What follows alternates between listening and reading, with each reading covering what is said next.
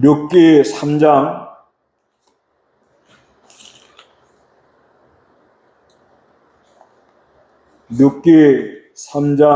18절 한번 읽어보세요. 나오미가 말하기를 내 딸아 이 일이 어떻게 될지 알게 될 때까지 앉아 있으라. 그 사람이 오늘 이 일을 확실하게 마무리 지을 때까지는 쉬지 않을 것이다 라고 하였다. 예, 그 주의 날에 은혜 받은 말씀은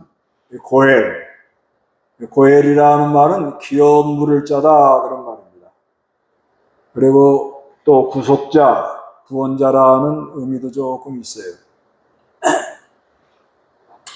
그래서 이 나오미네 가정이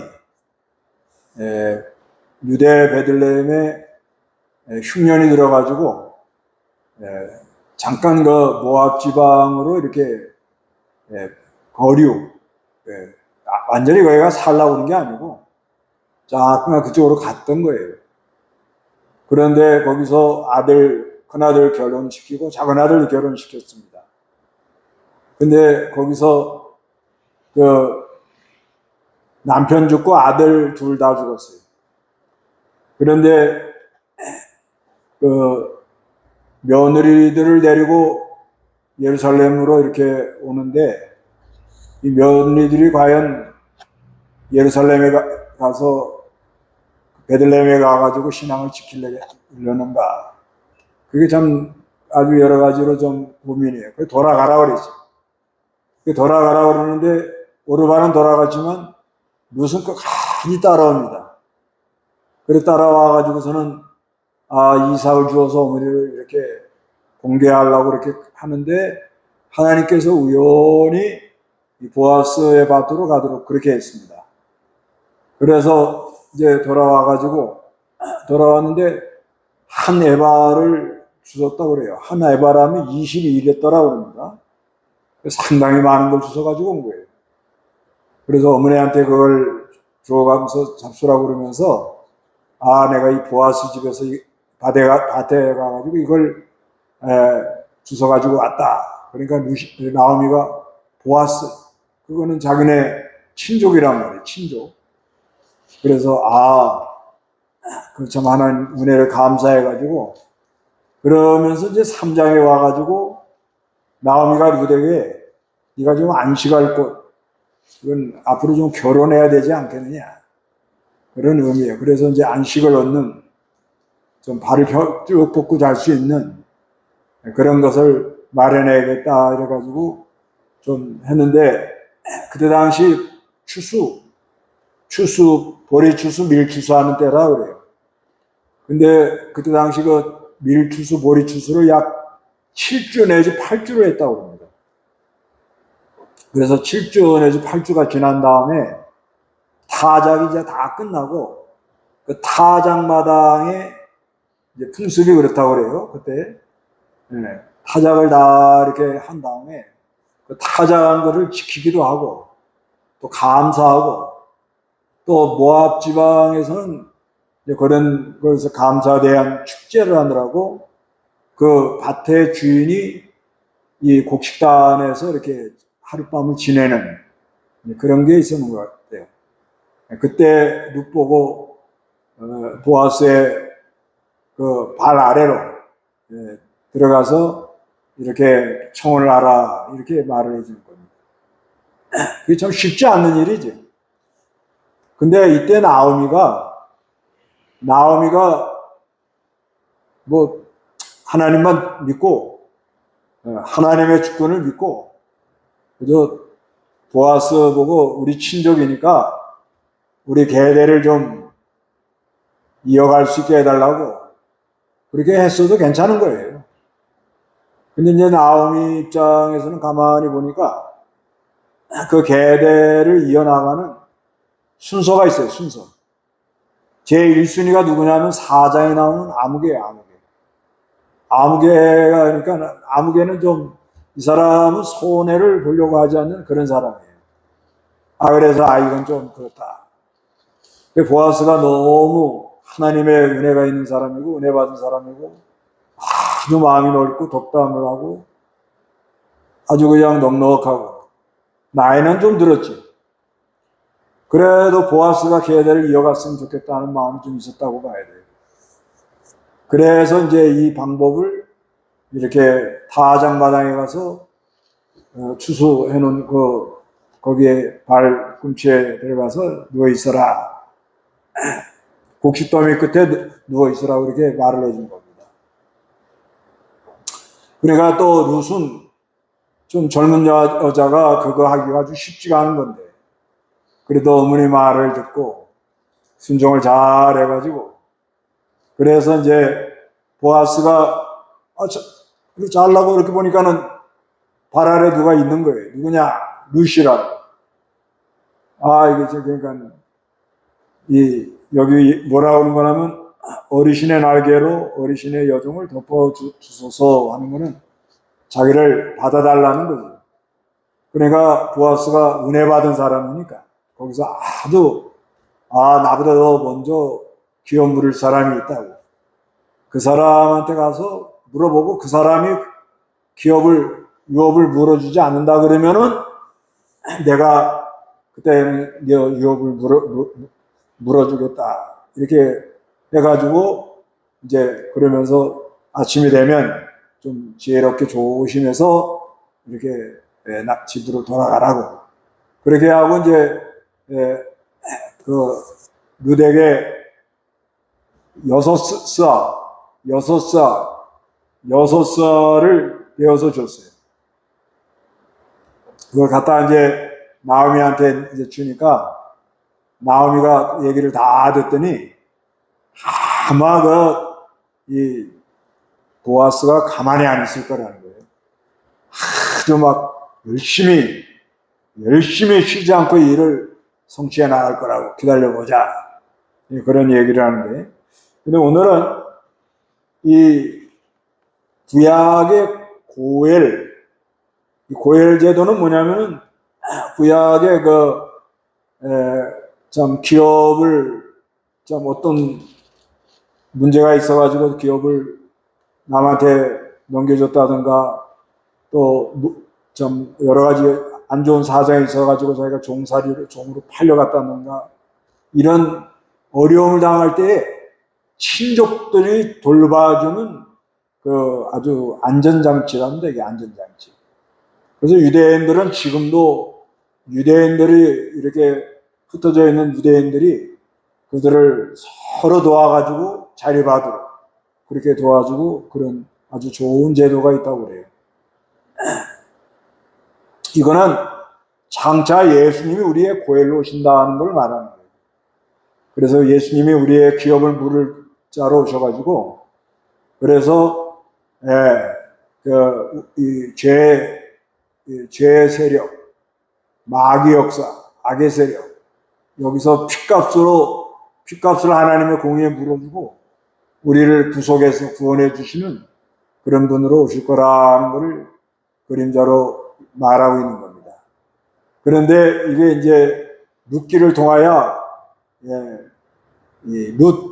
그러니까 다윗의 증조 할머니 이방인이 예수님의 족보에 참여한 그런 놀라운 역사가 일어났다는 거예요. 그래서 그리스도가 마침내 다윗의 자손으로 오도록 마태복음 1장 1절에 보면 예수 그리스도의 족보는 이러하다 다윗의 자손과 아브라함의 후예다. 그래서 그 다윗 자손의 그리스도가 오는 것을 성취하려고 룻기를 이렇게 하나님이 기록하고 이런 역사가 있었다고 말씀하고 있는 겁니다.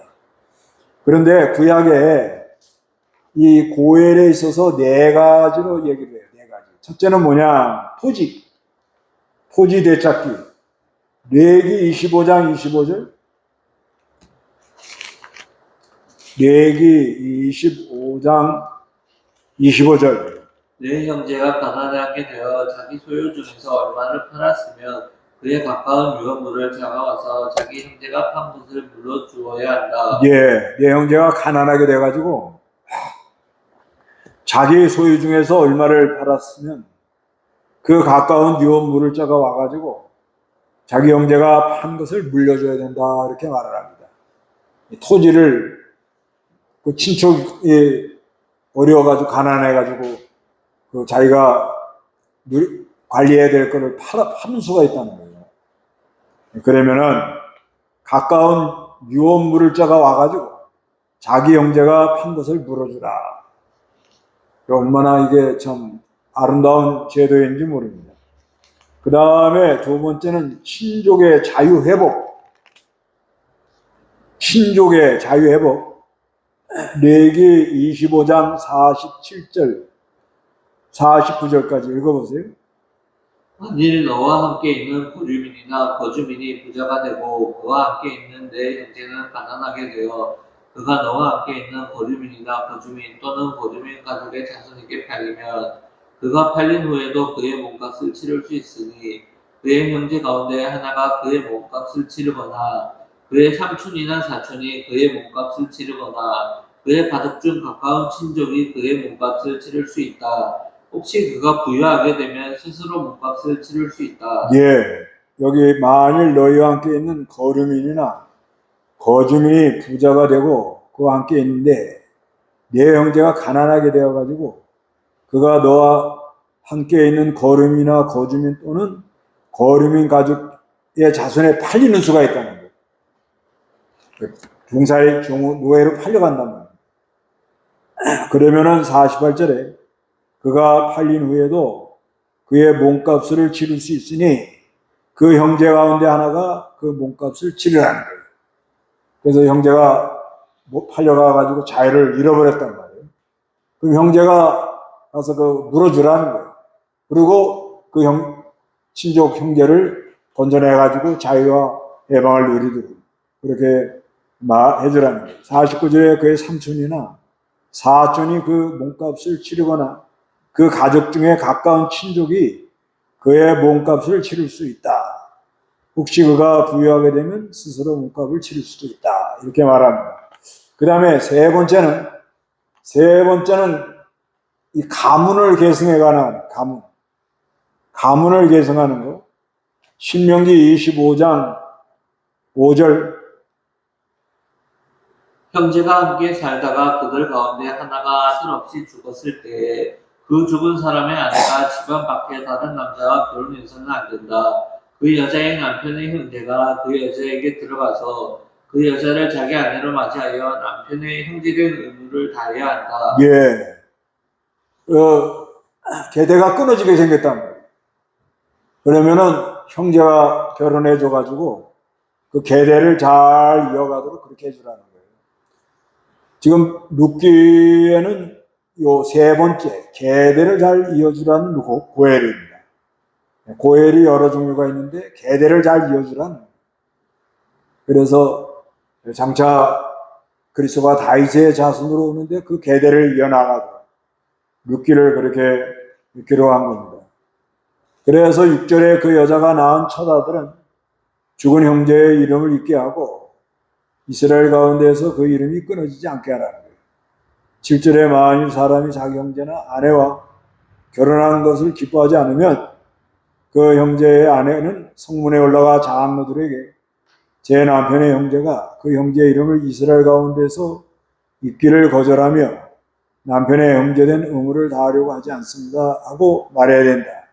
8절에 그러면 그 성읍의 장로들은 그를 불러다가 말하여라. 그때 그가 서서 제가 이 여자와 결혼하는 것을 좋아하지 않습니다 하고 말하면 9절 그 형제 아내는 장로들이 보는 앞에서 그에게 나아가 그 발을 해서 신발을 벗기고 수치를 당하도록 하라는 거예요. 수치를. 형제를 잘 이렇게 유업을 이어나가지 않고 계대를 이어나가지 않고 이런 사람은 수치를 당한다는 거예요. 수치를. 신발 벗기라는 거예요. 그리고 그 얼굴에다 또 침을 뱉어요. 그러면서 뭐라 그러냐. 제 형제의 집을 세우지 않는 사람은 이렇게 된다 하고 말해야 된다. 이스라엘에서 그 이름이 벗겨진 자의 집이라고 불릴 것이다. 그래서 이 계대를 잘 이어나가지 않으면 신발 벗고 얼굴에 침 뱉고요. 형제의 계대를 잊지 않는 집이다 하고 이렇게 모욕감을 주라는 거예요.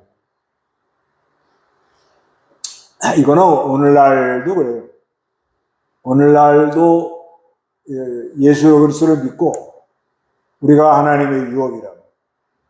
하나님의 유업이기 때문에 그 하나님의 그 형제, 자녀들, 그 형제들이 잘 이렇게 하늘 유업을 이어나가도 그렇게 하지 않고 그 유업을 이어나가지 않으면 수치를 당하고 모욕을 당해요. 부끄러움을 당한다. 그래 우리가 그래 부지런히 전도도 하고 먼저는 내가 구원의 은혜 감사해서 하나님의 그 형상 죄를 멀리하고 구원의 은혜 감격하면 죄가 점점 싫고 멀어져요. 조금씩 나아집니다. 죄가 끊어져 나가요. 하나님 은혜로. 그러면서 하나님의 그 형상, 대표적인 사랑이죠.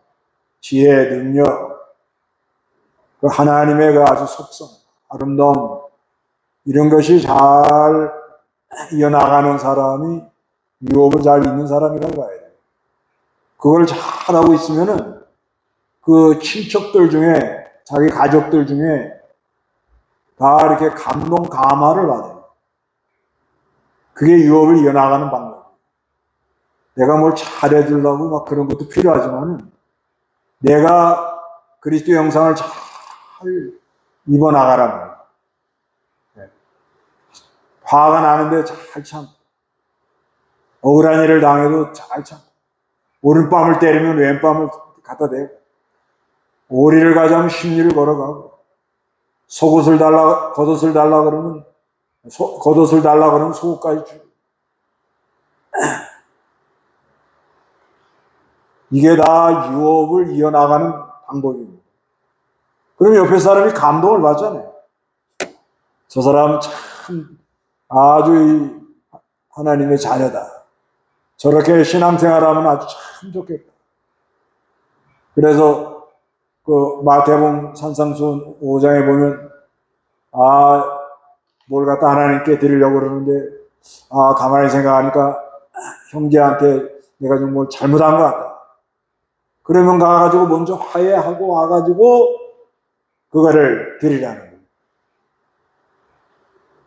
그러고요, 얼마나 굉장히 참 그게 필요해요.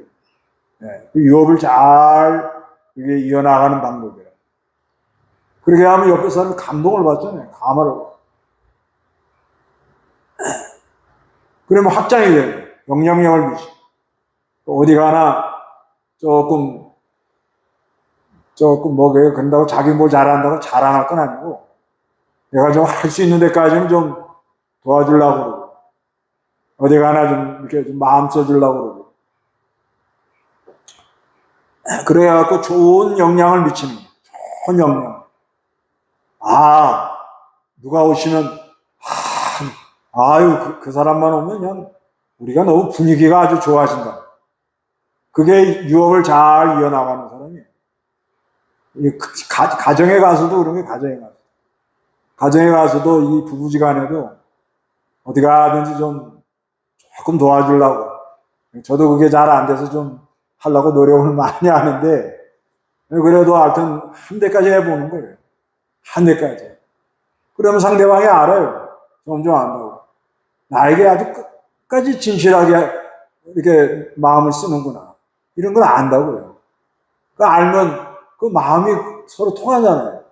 그러면 분위기가 그게 또 자녀들에게 영향이 가고 그 모습이 친족들에게도 참 보기 좋다고 그러고 또 진짜 누가 어려움 당할 때 내가 할 수 있는 데까지 뭐 안 되는 걸 갖다가 막 해가지고 같이 빚에 나앉고 그렇게 하라는 거 아니에요. 이렇게 유업을 이어나가려고 하려는 사람에게는 하나님의 지혜가 와요. 지혜가. 그 지혜를 잘 써가지고 어디 가든지 좀 친척들이 어려워가지고 할 때 뭐 좀 돈 좀 빌려달라 그러면 언니 내가 가진 거 이것밖에 없는데 빌려주지 말고 그냥 뭐 100만 원이면 100만 원 주는 거예요. 그냥 친척이니까. 이거 가지고 잘 하고 조금 더 모아갖고 내가 어떤지 해보. 내가 기도해 줄게. 언니 내가 형편이 이것밖에 안 되고 내가 여기서 더 돈을 빌려오거나 이러면 나도 감당이 안 된다고.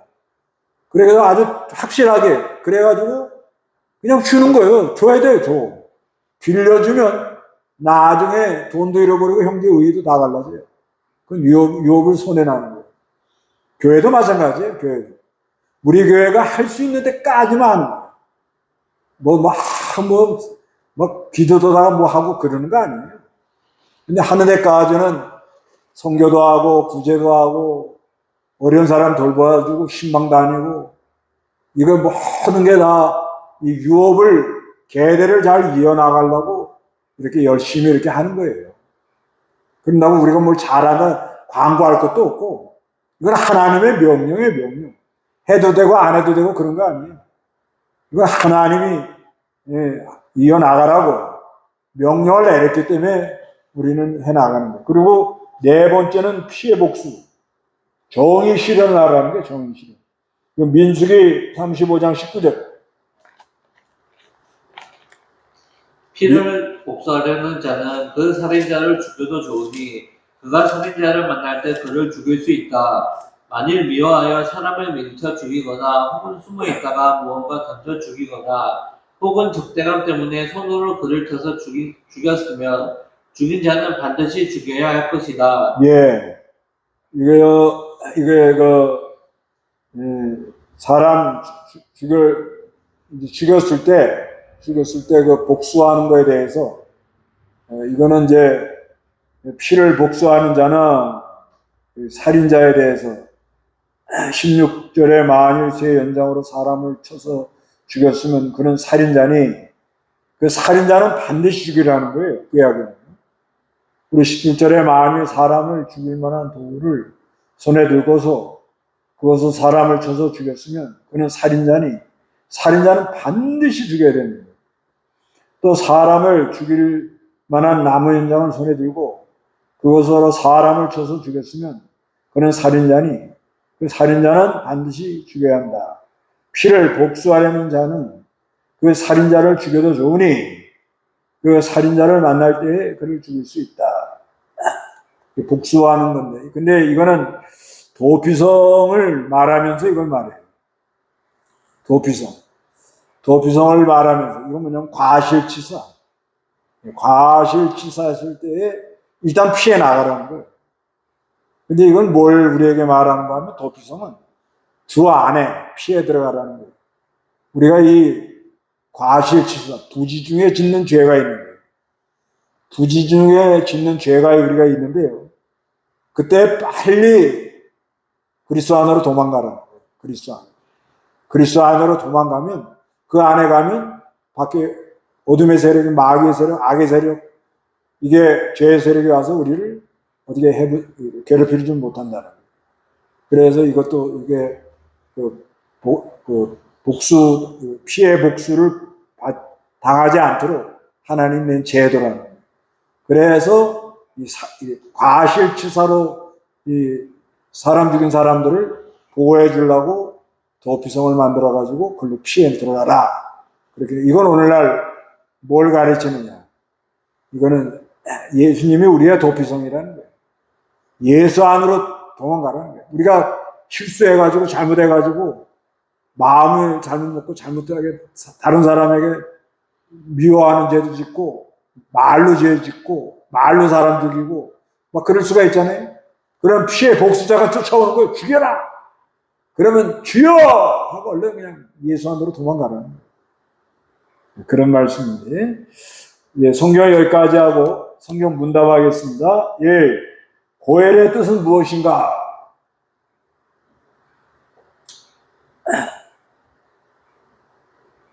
고엘의 뜻은 무엇인가?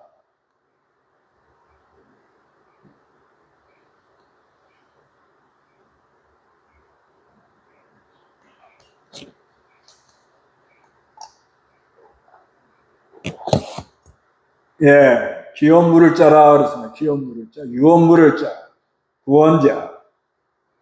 예, 이 구약의 고엘 종류는 무엇인가?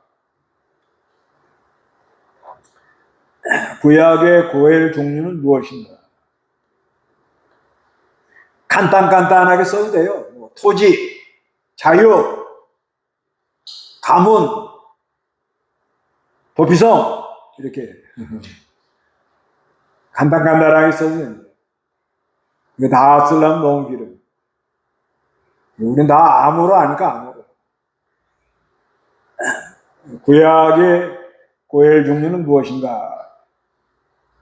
네, 토지, 자유, 가문, 도피성. 아주 잘 썼네.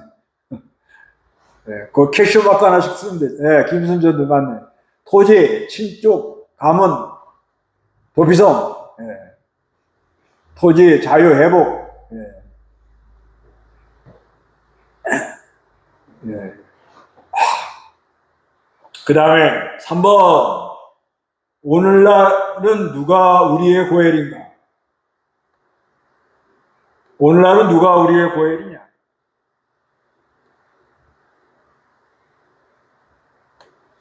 예, 예수 그리스도.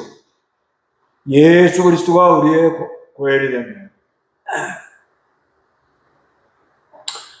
예수님이 피 흘림으로 말미암아 다 물어줬단 말이에요. 핏값으로 우리를 다 산 거예요. 우리는 우리의 것이 아니고 하나님 것이라. 우리의 고엘은 예수 그리스도예요. 예. 우리의 고엘은 예수 그리스도다. 그 다음에 4번. 보아스가 유업을 이어가려고 취한 행동은 무엇인가?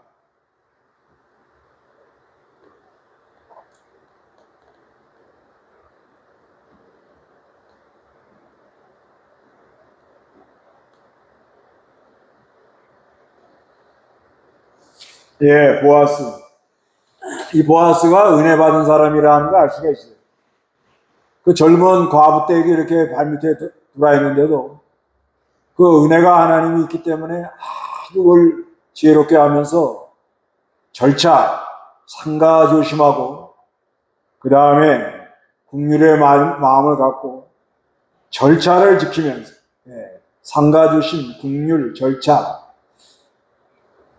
아주 이건 참 아주 지혜롭게 행동한 겁니다. 그래서 우리가 하여튼 은혜 받아야 이 잘못된 대로 빠져나가지 않아요. 특히 이거 룻기 3장 해석이 아주 여러 가지가 많아요. 근데 나오미가 보아스에 대하여 룻을 보아스로 이렇게 시집을 보내는 것을 마음 먹었을 때 아주 하나님께 맡기고 정정당당하게 아주 그냥 좀 룻을 좀 잘 걷어달라고. 그렇게 나아가면은 하나님 뜻이면은 룻이 이방 여자지만 예수님의 족보에 참여하기로 하나님이 예정이 되면 그렇게 되는 거예요. 근데 사람인지라. 나오미도 사람이라는 거예요, 사람. 그러니까 인간 생각이 들어오는 거예요. 그렇지만 하나님은 그걸 이용해가지고 하나님의 선한 뜻이 이루어지도록 그렇게 역사를 하더라는 거예요. 이게 참 하나님 감사해요. 그런데 나오미는 또 왜 그렇게 하는 거야? 이 모압 지방에 가보니까 타작마당, 추수하고 난 다음에 타작마당에서 아주 축제를 벌이는데 그걸 보는데 거기서 영 안 좋은 행동들을 하는 거예요. 그런데 룻도 그 시어머니 말을 들을 때, 자기 고향에서 다 그렇게 다 행동을 한 거예요. 그러면 이게 어디서 이렇게 내려왔느냐? 모압은 뭐냐면 롯의 큰딸이 낳은 아들이에요. 그러면 롯의 큰딸이 어떻게 했냐? 아버지 술 잡수시고 그냥 아버지 몰래 가서 동침해가지고 아들을 낳은 게 모압이에요. 그러니까 아마 이게 좀 그 모압 사람들에게는 그냥 풍습인지도 몰라요. 그러나 그거는 바로 한 게 아니에요. 근데 보아스는 은혜 받은 사람이니까, 은혜 받은 사람이니까 아주 그 조심하고 긍휼의 마음을 가지고 절차를 밟아서 이렇게 잘했다는 거예요. 이게 아주 우리가 하나님의 유업을 이어나가는 사람으로서 덕목이에요, 덕목. 우리는 이제 예수님이 우리 고엘이라는 거예요. 우리는 예수를 믿음으로 연합이 돼요, 연합. 주가 주님이 내 안에 계신다. 어디 가든지 유업을 이렇게 이어나가려고 힘을 많이 써야 돼요. 예수 믿는 사람은 다 우리 형제고, 또 디모데의 전서에 보면은 그 실제 친족들도 잘 돌보라 이렇게 말합니다. 친족들을 잘 돌보는 것도 아주 필요합니다. 디모데전서 5장 8절인데 우리가 믿음의 형제도 귀하고 실제 친척들 서로 돌봐주고 아주 필요합니다. 그러나 우리는 예수님과 연합이 돼가지고 이렇게 합니다. 그럴 때 잘 조심해야 되는 거예요. 조심하고 긍휼의 마음을 가지고 인애로운 마음, 그 다음에 절차를 가지고 가는 게 아주 중요합니다. 그래서 나는 하나님의 유업에 대하여 어떤 마음을 가지고 있는가?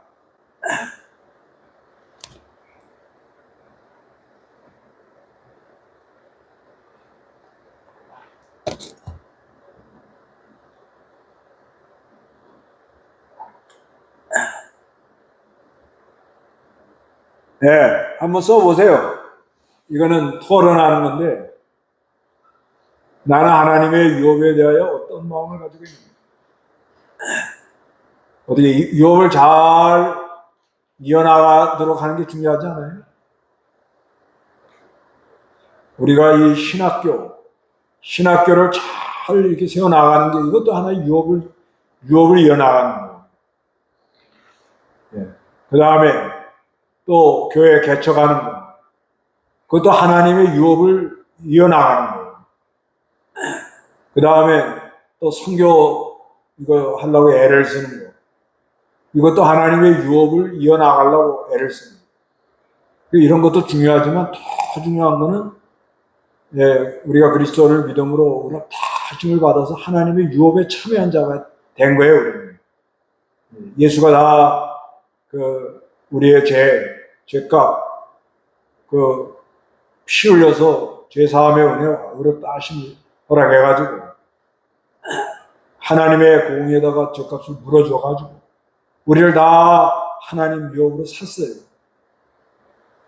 그래서 이제 우리가 예수를 하나님 믿음을 선물로 주니까 믿습니다 하고는 이제는 아주 이렇게 은혜를 받은 거예요. 그렇기 때문에 우리 안에는 하나님의 나라가 잘 되면 좋겠다는 마음이 다 있어요. 여러분도 다 있지요? 네. 아멘 해봐요. 아멘.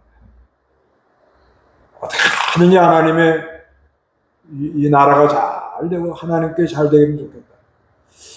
저는 그런 마음이 있어요. 저는 부족하지만 아직까지 여기까지 왔는데 내가 좀 손해가 나고 어려움을 당하고 그런 좀 그래도 하나님의 유업이 잘 되면 좋겠다.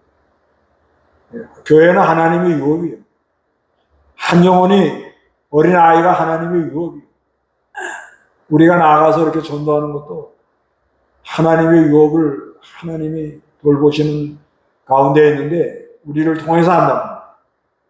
우리가 어떻게 하든지 좀 잘해주고 싶은 마음이 있어요. 여러분도 다 난 있다고 믿습니다.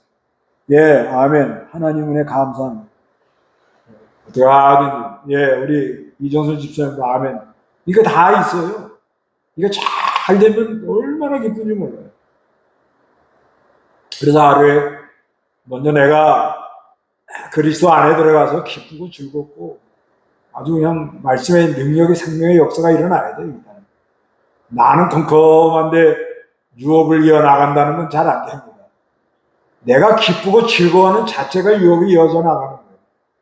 내가 하나님으로 즐거워하고 내 입에 감사가 넘치고 어디 가나 이 하나님의 복음을 잘 전하려고 그러는 그 자체가 유업을 이어나가는 거예요. 그러면서 하루하루를 열심히 지내면서 어떻게든지 하나님의 교회, 하나님의 백성, 하나님의 나라, 하나님의 기업 이게 잘 되기를 소원합니다. 네. 아멘. 하나님의 인애가 필요합니다. 맞아요. 하나님의 사랑. 어디 가나 얼굴을 밝게 하고 다니는 것도 유업을 이어가는 방법이에요. 오늘 여기 참석한 사람들은 다 밝으면, 얼굴 그냥 밝음 다 쓰세요. 밝음! 그것도 하늘의 유업을 이어나가는 거예요. 여기 아까 그 나그네, 지나가는 나그네, 그 사람 아직까지 계시는지 모르겠어요. 그분 계시는지 모르는데, 이렇게 댓글 올라오는 거 보니까 뭐 밝음, 기쁨, 막 그러면, 여기는 뭔가 다르다. 그러면 그분도 감동받는 거예요, 감동. 아주 막 기쁘고 즐겁고. 그 유업을 이어나가는 방법.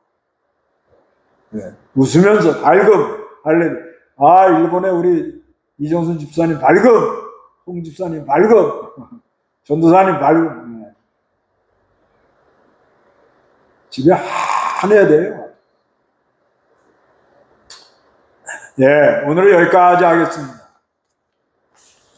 예, 주기도문하고 마칩니다. 하늘에 계신 우리 아버지여, 이름이 거룩히 여김을 받으시오며, 나라의 임하옵시며, 뜻이 하늘에서 같이 땅에서도 이루어지이다. 오늘 우리에게 일용할 양식을 주옵시고, 우리가 우리의 죄진 자를 사준 같이 우리 죄를 사여 주시고, 우리를 시험에 들게 하지 마옵시고, 다만 하게서 구하옵소서. 대개의 나라와 권세와 영광이 아버지께 영원히 있사옵나이다. 아멘.